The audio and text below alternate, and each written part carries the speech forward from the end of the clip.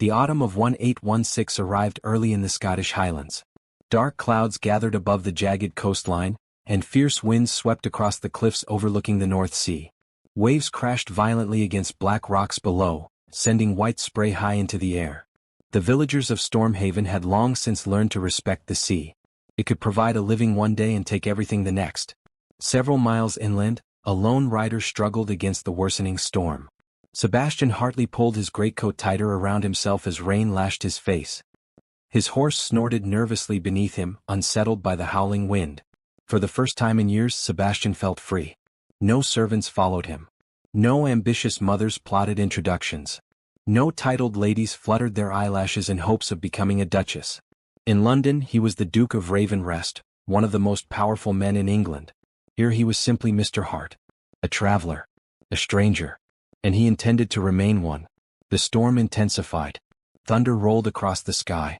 Sebastian urged his horse forward, searching for shelter before darkness fell. Then disaster struck. A sharp crack echoed through the wind as the horse's hoof slipped on wet stone. The animal stumbled violently. Sebastian lost his balance. The world spun. Pain exploded through his shoulder as he hit the ground. The frightened horse bolted into the storm. For several moments he lay motionless, rain soaking through his clothes. Damn. His shoulder throbbed fiercely. He managed to stand, though every movement sent pain through his body. In the distance, through sheets of rain, he spotted a faint light. A house. Perhaps his only chance of shelter. Stormhaven Manor stood alone upon a rise overlooking the sea. It was not grand. Time and harsh weather had left their marks upon the old stone building. Yet there was something sturdy and comforting about it. Inside, Arabella Sinclair sat at a large wooden table covered with maps, account books, and repair estimates. A lock of chestnut hair escaped her simple knot as she frowned at the figures before her. The situation was becoming impossible. The harbor had suffered damage from recent storms. Several fishing boats needed repairs. The village school roof leaked badly. And the manor's finances were stretched thin. A knock interrupted her thoughts. Mrs. MacLeod, her aunt's longtime housekeeper, entered quickly. "Miss Sinclair, there's a man outside." Arabella looked up. "A traveler?" "I believe so. He looks half frozen." Without hesitation, Arabella stood. "Bring him inside immediately." Moments later the front door opened. A tall man stepped into the entrance hall. Rainwater dripped from his coat. Dark hair clung damply to his forehead. Despite his exhausted appearance, he carried himself with unmistakable confidence. His gray eyes met hers. For a brief moment neither spoke. Arabella recovered first. "You appear to have fought the storm and lost." A corner of his mouth lifted. "A fair assessment." His voice was deep and unexpectedly warm. "You are injured," Arabella observed. "Only my shoulder." "Only?" She raised an eyebrow. "Sit down before you collapse." To Sebastian's surprise, he obeyed. Most people treated him with excessive deference. This woman treated him like an ordinary man who had wandered in from the rain. It was strangely refreshing. An hour later Sebastian sat beside a fire wrapped in a blanket. His shoulder had been bandaged. A hot meal rested before him. For the first time in days he felt human again. Across the room, Arabella reviewed documents by candlelight. She seemed entirely unconcerned with impressing him. No flirtation. No curiosity regarding his income. No attempts to discover his social standing. Eventually she looked up. "You have been staring at those papers for 10 minutes. Sebastian smiled. "You noticed. You are hardly subtle." "What are they?" "Problems." He leaned forward. "My specialty." A reluctant smile touched her lips. "The harbor requires repairs after last week's storm." "You manage such matters yourself?" "Someone must." She closed one ledger. "The villagers depend upon the harbor. You sound responsible for half the highlands." "Only this corner of it." For the next hour they discussed practical matters. Harbor repairs. Fishing routes. Village finances. Sebastian found himself fascinated. Most conversations in London revolved around fashion, gossip, or marriage prospects. Arabella discussed real things. Meaningful things. She spoke with intelligence and conviction. And she never once seemed impressed by him.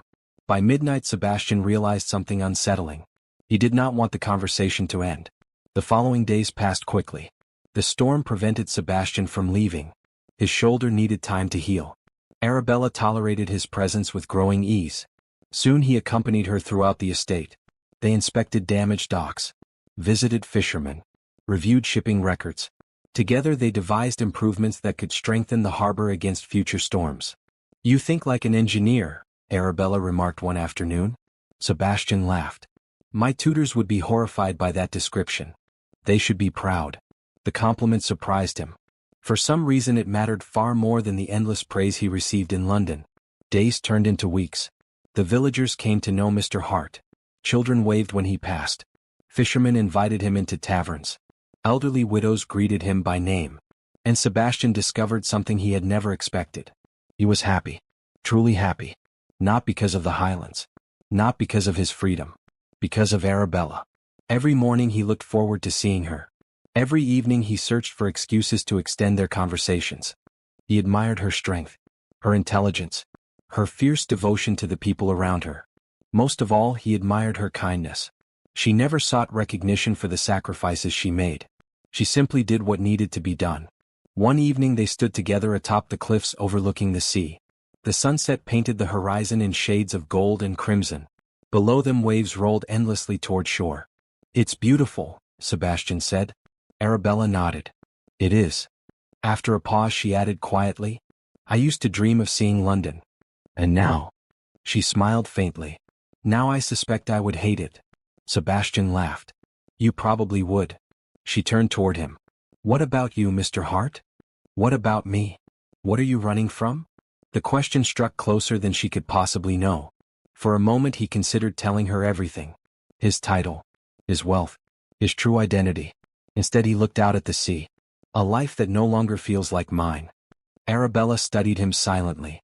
Then she said, "Whatever it is, I hope you find what you're looking for." Sebastian looked at her. The fading sunlight illuminated her face. And suddenly he knew the truth. He already had. 3 days later everything changed. A carriage arrived unexpectedly at Stormhaven Manor. Arabella happened to be standing in the entrance hall when a liveried servant climbed down.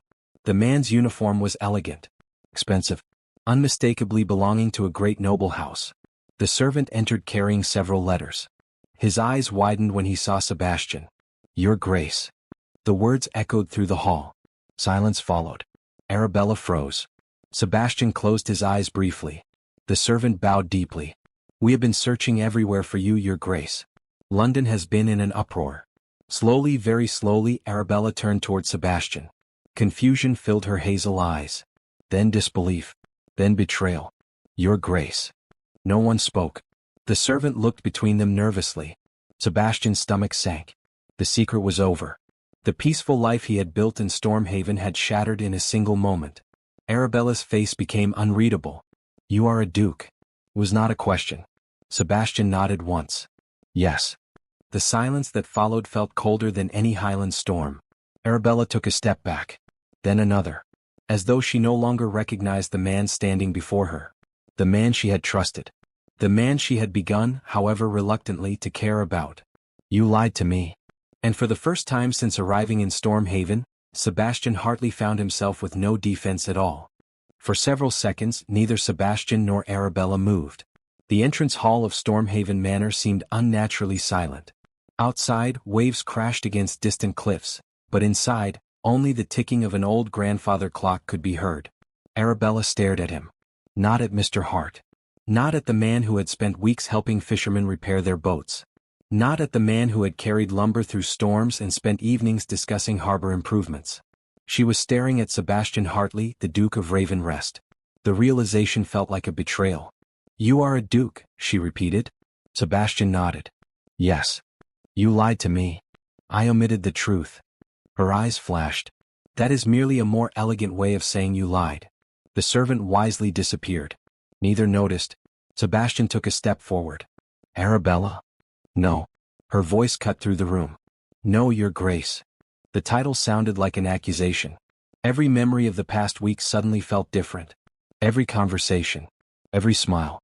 Every moment of trust. Had he laughed at her behind her back? Had he viewed Stormhaven as some amusing adventure? Had she been nothing more than entertainment for a bored aristocrat? "I trusted you." The pain in her voice struck him harder than any accusation. "I know. You allowed me to speak openly. Because I wanted you to. You let me criticize noblemen. A bitter laugh escaped her. God help me, I even criticized dukes. And I agreed with most of it. That isn't the point. Her hands trembled. You had no right to deceive me. Sebastian lowered his gaze. For perhaps the first time in his life he had no defense. Because she was right. The following week was miserable. Arabella avoided him whenever possible. When they crossed paths, conversations became painfully formal. Gone were the easy smiles. Gone were the long discussions. Gone was the growing friendship that had meant so much to both of them. Sebastian considered leaving. Perhaps it would be easier for her. But every time he imagined riding away from Stormhaven, something inside him refused. He could lose her trust. He could endure her anger. But he could not bear never seeing her again. Meanwhile, trouble arrived from an entirely different direction. Lord Ashford. One afternoon the villagers gathered in the harbor square. Arabella arrived to find worried faces everywhere. Old fisherman Duncan stepped forward. Miss Sinclair, we've got a problem. What happened? Ashford happened. The name immediately darkened every expression. Lord Ashford was one of Britain's wealthiest industrial investors. 4 years he had purchased coastal properties across Scotland. Now it appeared Stormhaven was next. What does he want? Arabella asked. Duncan spat onto the ground. Everything. A letter was handed to her. She unfolded it. The contents made her blood run cold. Ashford intended to purchase large portions of coastline surrounding Stormhaven. His goal was simple. Destroy the fishing village. Construct a private commercial shipping port. Families who had lived there for generations would lose their homes. Fishermen would lose their livelihoods. Stormhaven itself might not survive. By evening the entire village buzzed with fear. And despite everything that had happened between them, Sebastian knew he could not stand aside. The first strategy meeting took place in the manor library. Arabella sat at one end of the table. Sebastian sat at the other. The distance between them felt greater than the width of the room. Maps covered every surface. Land records. Shipping routes. Property deeds. This section belongs to the village, Arabella explained.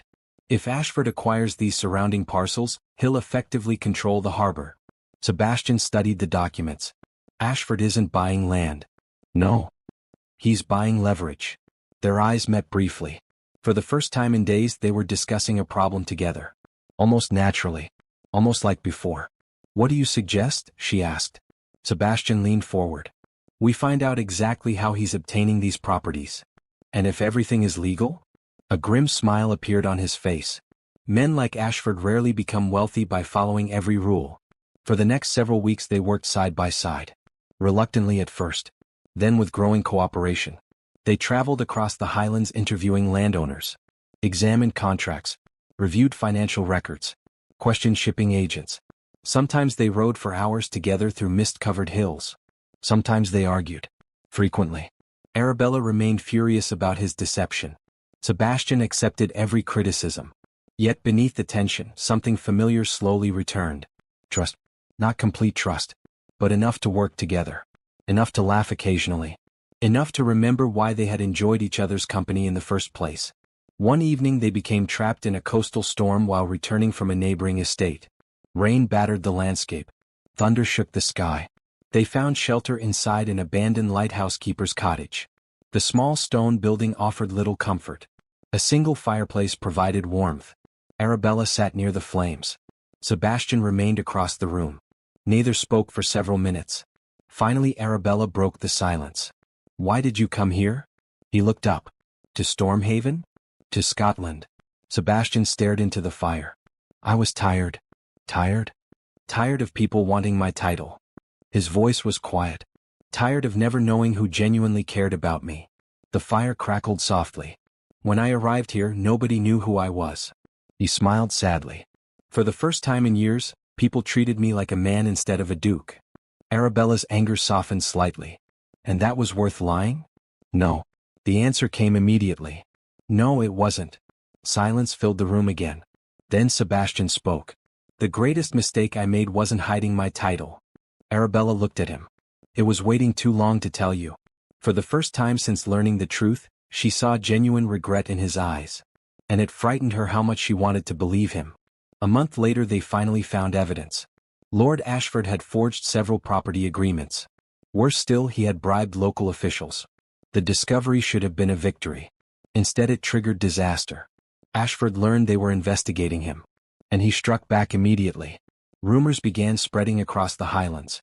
At first they seemed harmless, then they became vicious. People whispered that Arabella was manipulating the Duke, that she had deliberately seduced him, that her opposition to Ashford was merely a scheme to gain influence through Sebastian's wealth. The lies spread rapidly.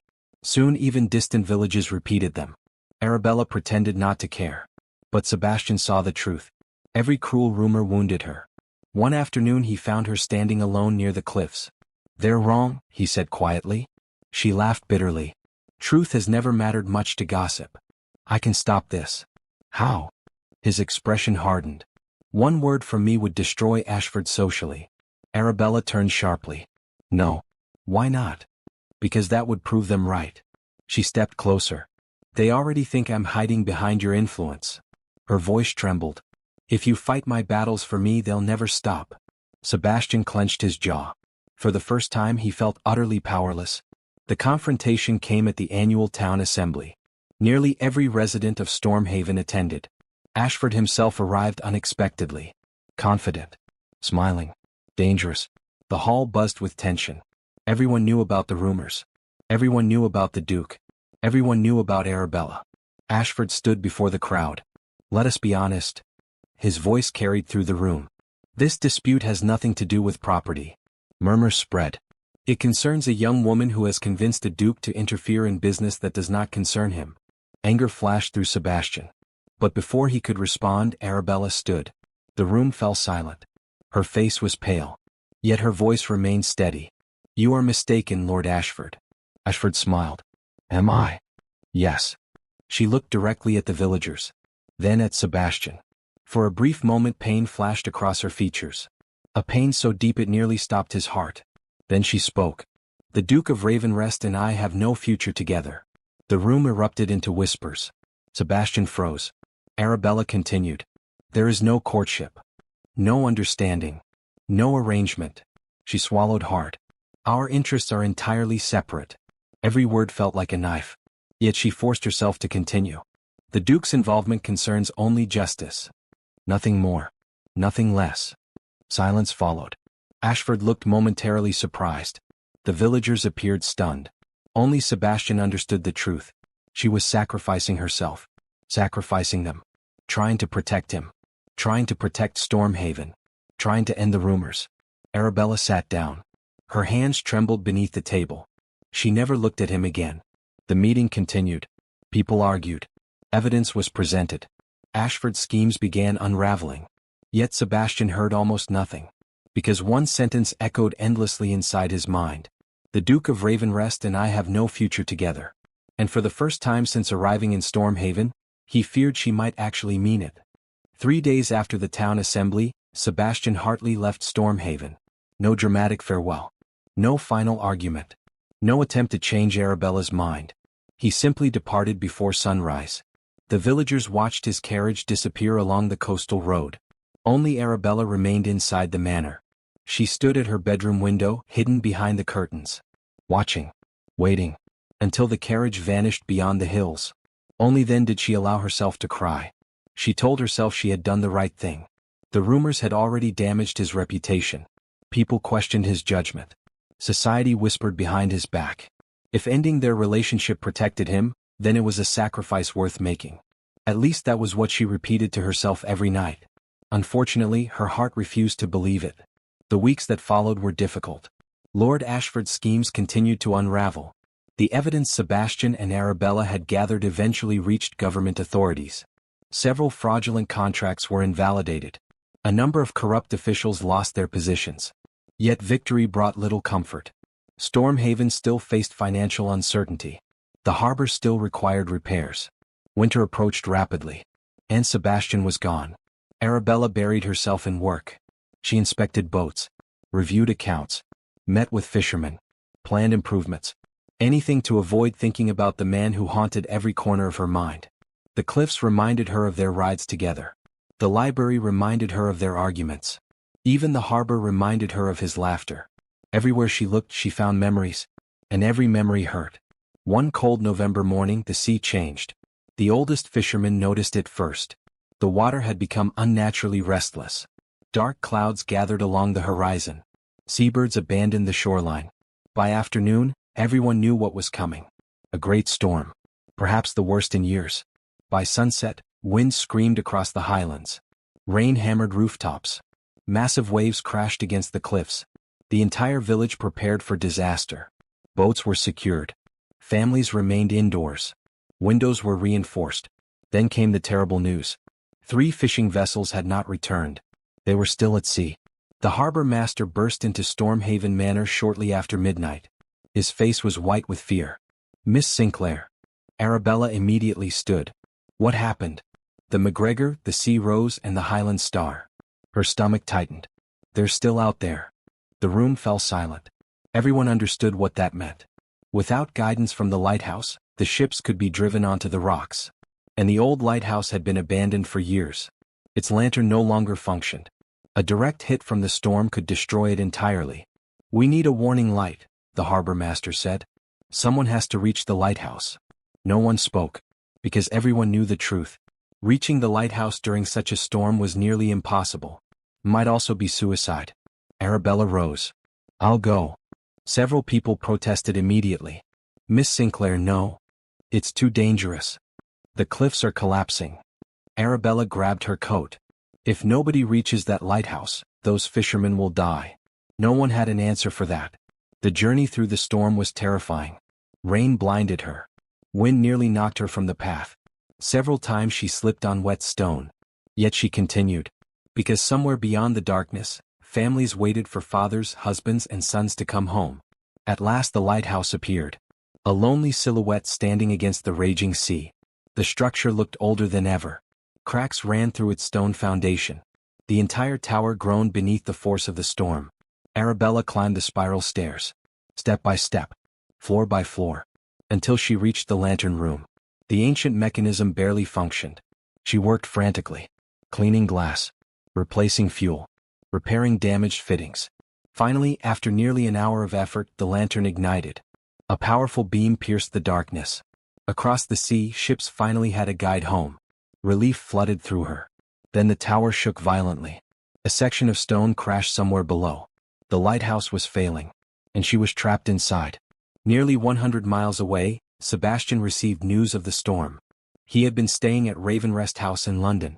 The moment he learned Stormhaven was directly in the storm's path, he abandoned everything.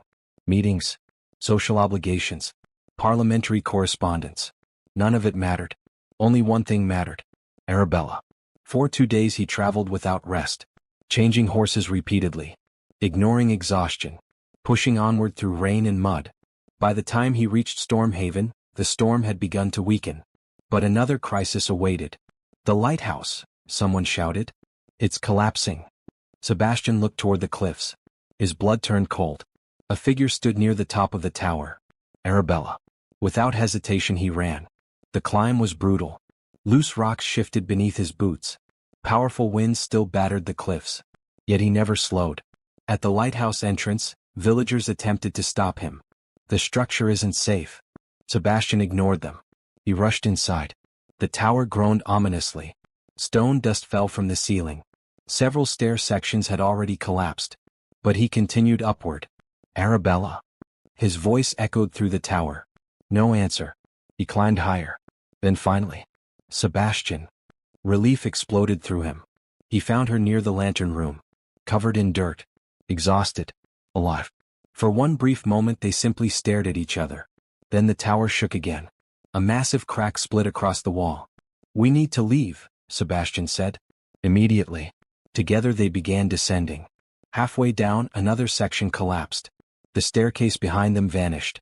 The tower tilted. Stone shattered. Arabella lost her footing. Sebastian caught her before she fell. "Hold on." They raced toward the exit. Seconds later they burst outside. The lighthouse collapsed behind them. An enormous roar filled the air as centuries-old stone crashed onto the cliffs. The villagers cheered. Not because the lighthouse had fallen. Because Arabella had survived. That evening the entire village gathered in the harbor hall.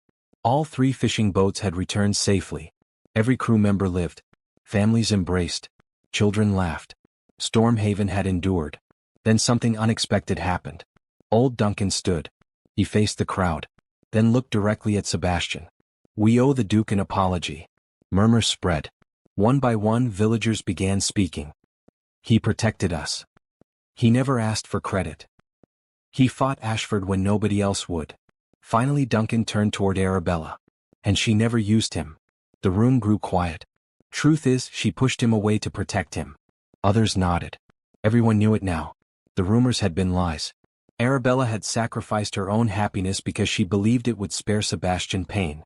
For the first time, neither of them had to defend themselves. The people who mattered already knew the truth. Later that night they stood alone beside the shoreline. Moonlight reflected across calm water. The storm had finally passed. For several moments neither spoke. Then Sebastian broke the silence. "When I first came here, I thought I was escaping my life." Arabella smiled softly. "And were you?" "No." He shook his head. "I was running from it." The waves rolled gently onto shore. Sebastian turned toward her. "When I was a duke, people wanted my title." His voice grew quiet. "When I became a stranger, you wanted only the truth of who I was."